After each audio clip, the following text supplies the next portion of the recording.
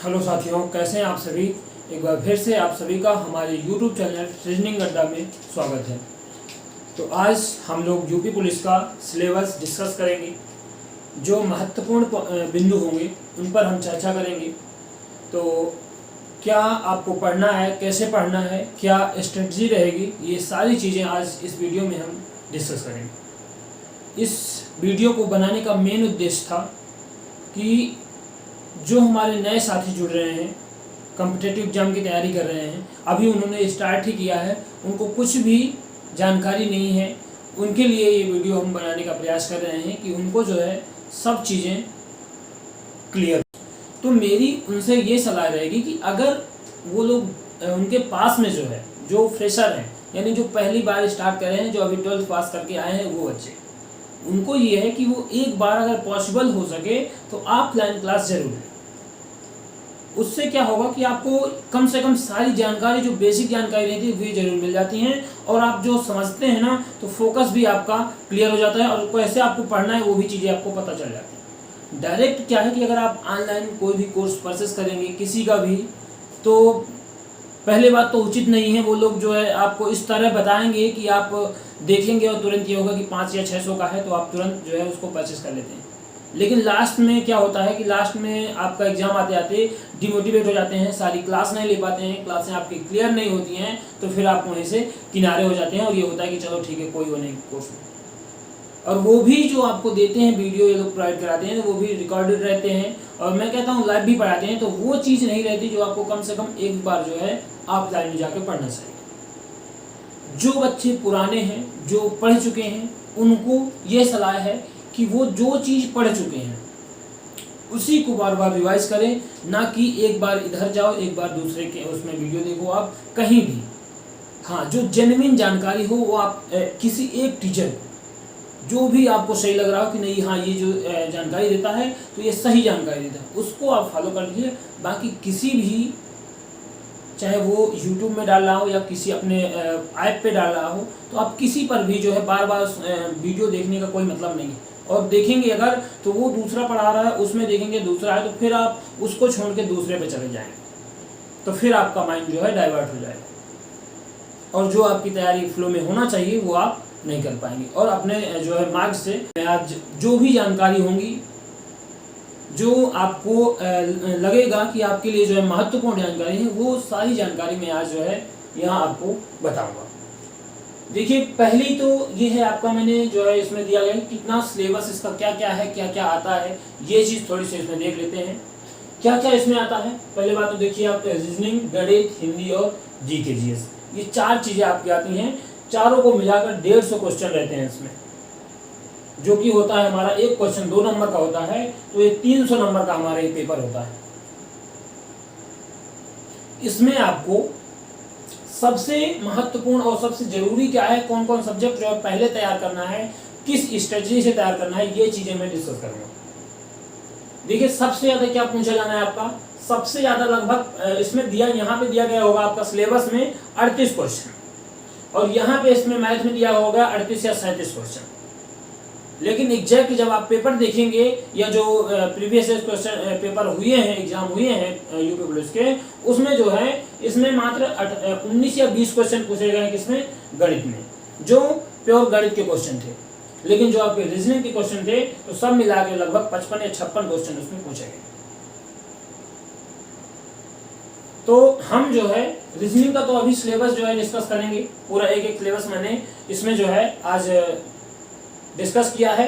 इसके जो है नेक्स्ट क्लास होगी तो मैं इन तीनों का भी सिलेबस जो है आपको डिस्कस कर दूंगा, और क्या क्या आपको पढ़ना है वो भी क्लियर कर दूंगा। आज इसमें हम लोग रीजनिंग का जो है सिलेबस सारा डिस्कस करेंगे, बाकी इनका भी बता दे रहा हूँ आपको। देखिए, मैं अपने माध्यम से आपको प्रयास करूंगा कि ये जो 3 सब्जेक्ट हैं आपके, ये मैं कंप्लीट कराने का प्रयास करूंगा कि तीनों सब्जेक्ट जो है आपके वीडियो के माध्यम से आप लोगों को बेसिक से लेके पहले सभी जो है सिलेबस आपका जितने टॉपिक होंगे, तो सभी का पहले बेसिक बता के फिर इसके बाद जो है प्रैक्टिस कराई जाएगी। लेकिन आपकी एक जानकारी जो आपकी एग्जाम के बारे में है, तो अभी कोई भी ऑथेंटिक जानकारी नहीं है कि आपका एग्जाम कब होगा। ये एक बार बोला गया था कि 15 जुलाई के एबव से जो है आपका नोटिफिकेशन आ जाएगा, जो कि अभी तक नहीं आया, और ये जो है आपका अभी भी फिक्स जानकारी नहीं है किसी के पास भी कि कब तक जो है आपकी वैकेंसी क्लियर आ जाएंगी। लेकिन ये आपको अनुमान लगा के चलना है कि कोई भी वैकेंसी अगर आपको क्लियर करना है, एग्जाम पास करना है, तो उसके लिए कम से कम आपको 5 से 6 महीना।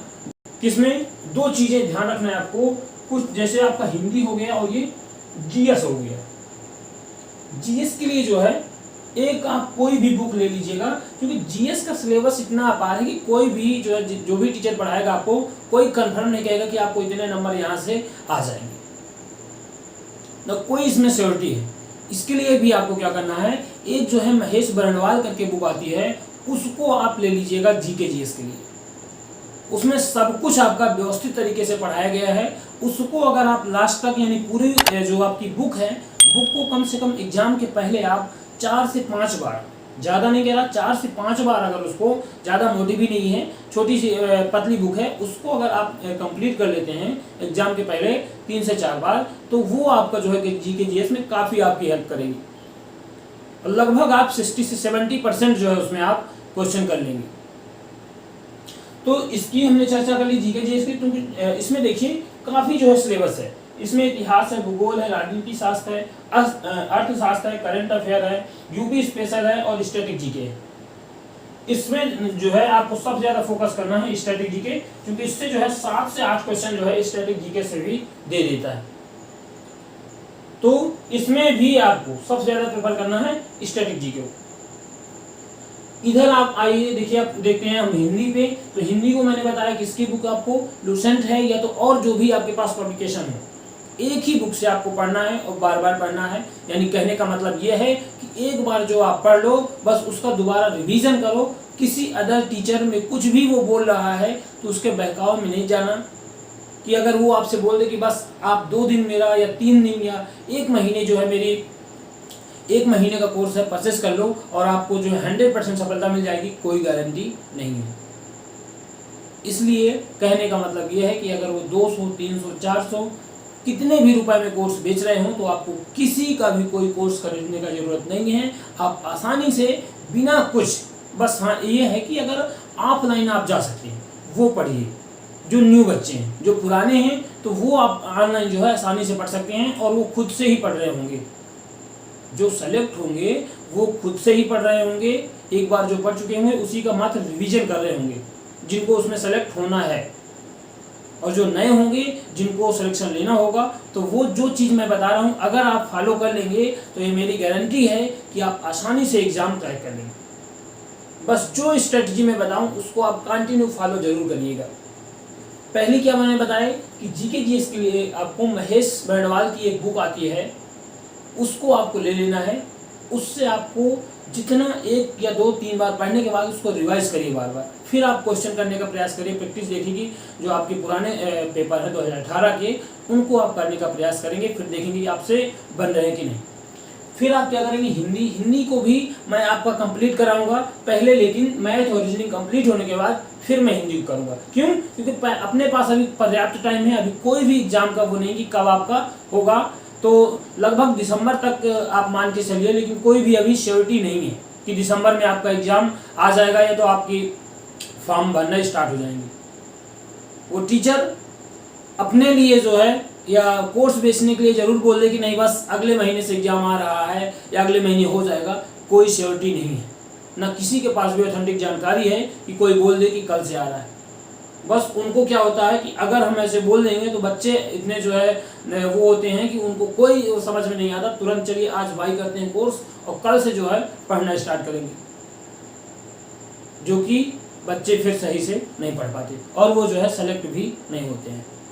इसलिए आपको अपने ध्यान से और अपने खुद के निर्णय से, जो आपका मन कहे कि मैं अगर इस एग्जाम को जो है इस तरीके से क्रैक कर सकता हूं, तो आप उस हिसाब से डिसीजन लेंगे, ना कि किसी टीचर के उसमें बहकावे में या बोलने पे आ जाएंगे कि ये किस हिसाब का बोल रहा है, बस ये जो है हमें बिल्कुल सिलेक्शन दिला देगा। ऐसा कुछ नहीं है। हाँ, ये जरूर आप देख लें कि ये टीचर क्या ऑफलाइन भी पढ़ा रहा है कि नहीं, और जो ऑफलाइन भी पढ़ा रहे हैं तो वो भी देखेंगे कि कुछ जो है इस ऑनलाइन माध्यम को जो है व्यापार बना चुके हैं, तो उसमें भी आप नहीं जाएंगे। क्योंकि लास्ट में फिर आप देखेंगे कि अगर आप बैच परचेस करेंगे किसी का भी तो पछताएंगे जरूर। इसलिए आपको किसी का कोई बैच परचेस करने की ज़रूरत नहीं है। आप चुपचाप खुद से और सेल्फ से अगर पढ़ेंगे, और हाँ, एक बार जो पढ़ लिए जो भी बुक उसको बार बार उसी को रिवाइज करिए, और अन्यथा दूसरी बुक आप मत यूज करें। चलिए अब हम डिस्कस कर लेते हैं सिलेबस। ये जो हमारी रीजनिंग है इसको आप सबसे ज़्यादा फोकस करेंगे। रीजनिंग जितने भी टॉपिक इसमें आप देखेंगे कि जो हमारे प्रीवियस ईयर क्वेश्चन हैं, तो सबसे ज़्यादा कौन सा टॉपिक आ रहा है। कोई भी टीचर कुछ भी बताए उस पर आप मत जाओ। सबसे पहले आपको मार्केट में मिल जाएंगे प्रीवियस ईयर क्वेश्चन, उनको लेना है और चेक करना है कि किस टॉपिक से सबसे ज़्यादा आपका क्वेश्चन आ रहे हैं। उसको फिर आपको क्या करना है, प्रैक्टिस करना है, उसके क्वेश्चन ज़्यादा सॉल्व करने। जैसे गणित है, गणित में तो नाम आपका बेसिक क्वेश्चन ही आएंगे, जैसे आपका रेशियो प्रोपोर्शन हो गया, परसेंटेज हो गया, एवरेज हो गया। इन सब से जो है इसमें लगभग सभी से एक जैसे क्वेश्चन आते हैं, और 20 आते हैं तो लगभग इतने टाइप इसमें जो है इतने टॉपिक होते हैं आपके मैथ में कि सभी से एक एक आपका वो एक, किसी से 2 ऐसे क्वेश्चन आपका दे देता है। लेकिन आपका जो हिंदी रहेगी, हिंदी इंग्लिश आप देखेंगे उसमें भी सभी का वेटेज रहता है अलग अलग। तो वो जो है हम नेक्स्ट वीडियो में सभी का इनका जो है अलग अलग वे इनके जो है डिस्कस कर देंगे इन सभी सब्जेक्ट का। लेकिन इसमें आइए हम आज करते हैं जो है रीजनिंग का पूरा जो है सिलेबस का इसका डिस्कस करते हैं। देखिए इसमें टोटल जो उम्मीद है आपके कि आपका जो ऑफिशियल नोटिस पहले आया था कुल जो है वैकेंसी आएंगी, तो वो आनी थी लगभग 52,000 प्लस। तो ये आपकी इतनी पदों की संख्या है, ये संभावनित जो है आपकी इतनी जो है 52,000 पदों की संख्या आने की उम्मीद है। इसमें देखिए सिलेबस जो है ये आपका 2 पार्टों में है रीजनिंग का, एक वर्बल है, दूसरा नॉन वर्बल है। तो वर्बल में देखिए हम क्या इसमें आना है आपका, वर्बल में ये चीजें हम जैसे आपका सब्जेक्ट हो गया कोडिंग डिकोडिंग, यहाँ पे आपका है, देखेंगे ध्यान से। पहला जो है आपका ये कोडिंग डिकोडिंग, दूसरा वर्णमाला, तीसरा श्रृंखला जो है संख्या श्रृंखला, चौथा जो है आपका टॉपिक सादृश्य परीक्षण, और जो ये आपका 5वां हो जाएगा संख्या हो जाएगा, और ये वर्गीकरण यानी क्लासिफिकेशन। क्लासिफिकेशन में बोलेंगे आपके डिफरेंस, जैसे आपका अलग अलग छांटना होता है उसको बोलते हैं। अब शब्दकोश से संबंधित अल्फाबेट या शब्दकोश से संबंधित आ जाएंगे जितने भी क्वेश्चन इसमें बनेंगे। गणितीय समीकरण आप लोग जानते हैं वो इसमें आ जाएगा, एक अलग टॉपिक रहेगा। ये आपका रहेगा रक्त संबंध भी आ जाएगा। ये इसमें रहेगा अगला टॉपिक आपका 10वां बैठक व्यवस्था यानी सेटिंग अरेंजमेंट, कैलेंडर, क्लॉक, और ये 5वां डाइस। ये तीनों चीज कैलेंडर, डाइस एंड क्लॉक, ये तीनों से जो है एक एक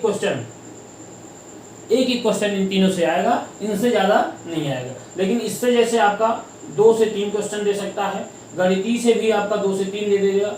ये आपका जो क्लासिफिकेशन है इससे भी 2 से 3 क्वेश्चन दे देता है। जो इधर आपका न्याय निगमन है इससे भी 2 से 3 क्वेश्चन आपका दे सकता है। इसमें जो दिशा परीक्षण है इसमें से भी 1 से 2 क्वेश्चन आपका दे देगा। ध्यान देना है आपको किससे जो है किस हिसाब का क्वेश्चन पूछ सकता है। लुप्त से भी ये जो आपका समीकरण होता है 1 से 2 क्वेश्चन इसमें भी आपका दे सकता है। सादृश्य परीक्षण से इसमें भी 1 से 2 क्वेश्चन, इसमें 2 से 3 भी दे सकता है सादृश्यता से, ठीक है। और जिस कोडिंग डिकोडिंग इसमें आपके 4 से 5 क्वेश्चन वो देगा, जो कि ये जो आपके तीनों में लिया है यहाँ पे आपका ये तीनों एक ही है, लगभग उसी से संबंधित रहते हैं क्वेश्चन। तो इससे लगभग 4 से 5 क्वेश्चन इससे आने की उम्मीद रहेगी। जो वेन आरेख है इससे भी 1 से 2 क्वेश्चन आते हैं। आकृति गिनना इसमें भी 2 से 3 क्वेश्चन ये दे देता है। जो आपका युग्म शब्द गठन है इसमें भी आपका 1 से 2 क्वेश्चन देता है। अक्षरों का तार्किक क्रम इसमें भी आपका 1 से 2 क्वेश्चन रहेगा। कथन, हाँ इस चीज को आप लोग ध्यान रखेंगे। अभी तक क्या था कि ये जो हमारे टॉपिक थे ये यहाँ तक, अभी तक के एग्जामों में आपके ये टॉपिक ज्यादा आते थे, यहाँ तक 19। आप लोग ध्यान रखेंगे ये जो है इस समय जो पूछा जाता है कि ये जो 3 टॉपिक हैं इनका जो है वेटेज ज़्यादा बढ़ चुका है। और ये ज़्यादा क्यों? क्योंकि ये लेंदी होते हैं और इसमें बच्चे जो है उलझ जाते हैं, जो है खुद को डिसाइड करने लगते हैं वहीं पे, तो उनको जो है ज़्यादा टाइम लग जाता है। इसलिए वो चाहे जो भी एग्जाम हो, लेकिन चाहे वो यूपीएसआई का हो या यूपी पुलिस का, तो अब जो है उम्मीद यही है कि ये जो टॉपिक हैं आपके ज़्यादा आएंगे। ये आप लोग ध्यान रखेंगे, इसलिए इनका जो है कॉन्सेप्ट वाइज इनको आप पढ़ेंगे इन टॉपिक को। बाकी तो सभी जो है नॉर्मल जितने भी टॉपिक हैं तो मैंने देखिए कितने कितने आपके जो है टॉपिक कितने कंप्लीट करवा दिया है। तो आप जो है हमारे चैनल पे जाके जितने भी टॉपिक मैंने बेसिक से करवाया है, जो बच्चा कभी भी ना पढ़ा होगा पहली बार जो है वीडियो देखेगा उसको भी समझ में आ जाएगा, तो वो समझने का प्रयास करेगा उससे। देखिए जैसे आपका ये कोडिंग डिकोडिंग हो गया, ये करवा दिया है, इसी से संबंधित ये तीनों है, तो ये मतलब करवा दिया हमने। इसके बाद जो है हमने ब्लड रिलेशन भी करवा दिया है, ये भी आपको मिल जाएगा आपके चैनल पे। दूसरा ये हो जाएगा। इसके बाद हमने करवा दिया ये आपका न्याय निगमन, ये भी हो गया है, और इधर ये आपका डायरेक्शन टेस्ट। इतने टॉपिक मैंने करवा दिया है इसमें। तो आप लोग जो है 3-3, 4-4 जो है क्लास मैंने लिया है सभी को, और बेसिक से लेकर एडवांस लेवल तक करवाया मैंने। तो आप लोग जाके जो है आसानी से आराम से जो है देखेंगे क्लास, तो आपको समझ में आ जाएगा। यहाँ पे अब जैसे आपका ये यहाँ तक जो मैंने बताया 22 नंबर तक, तो ये आपका वर्बल था। इसके बाद जो आपके 3 टॉपिक हैं ये आपके नॉन वर्बल है, यानी ये आपका भाषिक होता है, वर्बल का मतलब होता है, और नॉन वर्बल मतलब आकृतिक होता है। जैसे ये आपका कागज मोड़ना व काटना हो गया, इससे रिलेटेड आपके क्वेश्चन आएंगे। दूसरा जो रहेगा दर्पण एवं क्षैतिज प्रतिबिंब, इससे संबंधित आपके क्वेश्चन आएंगे। तीसरा जो है आकृति वाले प्रश्न आपके इसी में होते हैं, और भी जो भी एक आध जो है आपके टाइप इसमें बना के ऐड कर सकते हैं, लेकिन जो है मैक्सिमम अब जैसे इसी में ये युग्म शब्द हो गया, इसी को अलग अलग कर दिया जाए तो आपके कई टॉपिक बन जाएंगे। लेकिन मैंने इसी में एक साथ क्वेश्चन जो है आपके जो टाइप हैं जितने बन रहे हैं, तो मैंने किसी को एक में ही इन्वॉल्व कर दिया है, तो उतना ज़्यादा वो नहीं सोचेंगे कि उसमें जो कई तो 35 टाइप बता रहे हैं आपको, तो वो इतना ज़्यादा उस पर नहीं जाएंगे आप। ये जो मेन टाइप हैं आपके मेन टॉपिक हैं, इनको आप लोग कंप्लीट करेंगे, तो जिससे कि आप लोग श्योर होंगे कि लगभग आपका 55 जो है ऐसा एक सब्जेक्ट मात्र रीजनिंग ही है, जिसमें कि अगर आप सही से तैयारी करेंगे तो लगभग 55 में मैं अगर 1 या 2 क्वेश्चन आप गलत कर भी दे रहे हैं तो भी आप यानी 53-54 जो है क्वेश्चन आप आसानी से सही कर, यानी सिर्फ और सिर्फ रीजनिंग से 100+, यानी कितने क्वेश्चन सही कर सकते हैं रीजनिंग में। आप लोग ये देखेंगे कि रीजनिंग में ही अगर आपके 55 क्वेश्चन लगभग सही हो गए तो मात्र ये आपका 110 नंबर तो सिर्फ और सिर्फ आप रीजनिंग से कर लें। तो इसलिए आपको पढ़ना है हर चीज़ें, लेकिन थोड़ी सी एडवांस तरीके से पढ़ना है, पहले जैसे नहीं कि जो उठाया पढ़ना स्टार्ट कर दिया, ऐसा नहीं।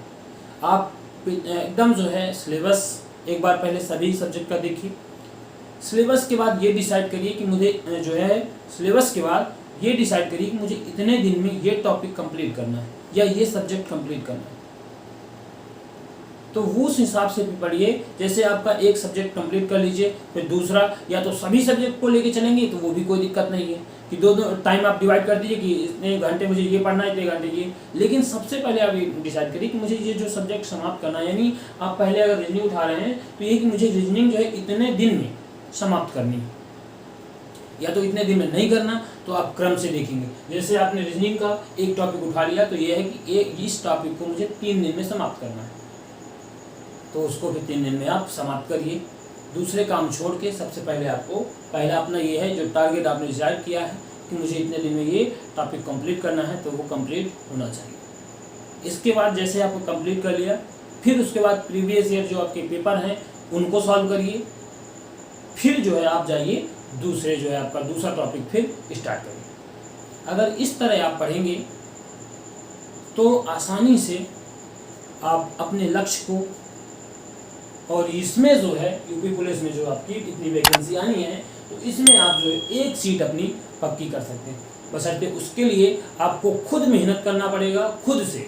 बाकी कोई भी टीचर या कोई भी किताब, अच्छी से अच्छी किताब या अच्छा से अच्छा टीचर आपको शर्त नहीं दिला सकता जब तक आप खुद न चाहेंगे। लेकिन अगर आपने खुद जो है डिसाइड कर लिया कि मुझे एक पोस्ट चाहिए, तो चाहे जैसा भी टीचर हो, जैसी भी बुक हो, अगर उसी बुक को आप बार बार पढ़ेंगे तो वही आपको सिलेक्शन दिलाएगी। जैसा भी टीचर हो, एक टीचर से अगर पढ़ेंगे तो वो भी आपको कंटिन्यू, जब आपको उसको पढ़ेंगे तो उसका जो पढ़ाना आपको समझ में आने लगेगा। अगर आप आज इस टीचर को देख रहे हैं, कल दूसरे को, परसों जो है तीसरे को, तो वो जो है कभी भी आपका जो भी कॉन्सेप्ट होंगे क्लियर नहीं होगा। इसलिए आज ये इतना जो है इस वीडियो को बनाने का मेरा मकसद यही था कि जो नए बच्चे हैं, नए विद्यार्थी हैं, नए साथी हैं, उनको क्या है कि इस फील्ड में अभी जानकारी नहीं है, तो इसलिए मैंने सिलेबस भी आज इसका मैंने डिस्कस कर दिया है, कितने टॉपिक मैंने करवा दिया ये भी बता दिया है। नेक्स्ट जो है कौन सा टॉपिक स्टार्ट करूँगा, जो भी आपका नया टॉपिक होगा मुझे सही लगेगा उसको मैं करवा दूंगा। जो भी इम्पोर्टेंट टॉपिक है वो मैं पहले कराऊंगा, जो लास्ट में लगेगा कि जैसे आपको भूलने लायक जो टॉपिक होते हैं, जैसे आपका ये आपकी घड़ी हो गई, ये आपका कैलेंडर हो गया, ये जो टॉपिक होते हैं ये आपको ध्यान रखना है कि लास्ट में करना है। जैसे आपका एग्जाम करीब आ जाएगा, एक बार आप लोग पढ़ लेंगे, इसके बाद लास्ट में रखेंगे इन टॉपिक को। क्यों? क्योंकि इनको इसमें कुछ चीज़ें जो हमें याद करनी होती हैं, याद करना पड़ता है, तो वो हमें लास्ट में एग्जाम टाइम में याद रहेगा। स्टार्टिंग में ही अगर पढ़ लेंगे तो हो सकता है लास्ट टाइम में हमें भूल जाए। इसलिए हम जो टॉपिक हमें ये लगेगा कि अब जैसे कोडिंग डिकोडिंग है, इसको आप एक बार पढ़ लेंगे, बेसिक चीज़ें सभी, और प्रैक्टिस बस करते रहेंगे तो कभी भी ये भूलेगा नहीं। लेकिन ये जो कुछ ऐसे टॉपिक हैं जो लास्ट में एग्जाम तक में आपको भूल सकते हैं, इसलिए हम जो आपके एग्ज़ाम के पॉइंट ऑफ व्यू से इम्पोर्टेंट होगा तो उनको पहले पढ़ेंगे, और जो लगेगा कि लास्ट में जो है पढ़ना चाहिए वो चीज़ हम लास्ट में पढ़ेंगे। और सभी जो है टॉपिक आपके क्रमशः पढ़ेंगे, पहले बेसिक चीज़ें, फिर इसके बाद एडवांस, इसके बाद जो है लास्ट में जब आपका एग्ज़ाम आने के करीब होगा उसके कुछ एक महीने पहले से हम प्रैक्टिस करना स्टार्ट कर देंगे। इसके बाद अगर आपको लगे, आप लोग कहेंगे, तो इन जो है आपका जैसे गणित हो गया, हिंदी हो गया और जीके जीएस है, इनका भी जो है सिलेबस एक बार डिस्कस कर देंगे, जैसे कि मैंने रीजनिंग का किया है। चैनल को सब्सक्राइब कर लेंगे, जिससे कि जो भी इम्पोर्टेंट जानकारी होगी आपके लिए और सही जानकारी होगी वो आप तक पहुंचाएंगे। आज बताया हूं उसी नियम को अगर आप फॉलो करेंगे तो ये श्योर है कि आपको जो है एक सीट आपकी फिक्स होगी। बस आपको लगन के साथ पढ़ना होगा, मेहनत खुद करना होगा। कोई भी टीचर, किसी एक टीचर को आप फॉलो करके अगर पढ़ चुके हैं, कोई ज़रूरत नहीं है कि आप किसको फॉलो कर रहे हैं किसको नहीं, जो आप पढ़ चुके हैं बस उसी को रिवाइज करिए। जो नए बच्चे हैं, एक बार फिर से कह रहा हूँ, वो आप जो है थोड़ी से, अगर आपके पास में आसपास ऑफलाइन क्लास जो है पॉसिबल हो सके तो आप पहले वो करिए। क्यों? क्योंकि ऑफलाइन में आपको डायरेक्ट समझ में नहीं आएगा। कुछ बच्चे हैं जो डायरेक्ट समझ लेते हैं, लेकिन जो एवरेज बच्चे हैं उनको जो है समझ में नहीं आता। इसलिए जो है आप ध्यान देंगे कि सबसे पहले प्रयास करेंगे कि अगर मिल जाए, नहीं मिल पाता कोई ज़रूरत नहीं है, जो भी आप बुक सेलेक्ट कर लें, जैसे मैंने बता दिया 2-3 बुक, उसी से आप पढ़ेंगे तो ये श्योर है कि आप एग्ज़ाम आसानी से क्वालिफाई करेंगे। चलिए साथियों, आज के लिए इतना ही, फिर मिलेंगे नए टॉपिक के साथ। तब तक के लिए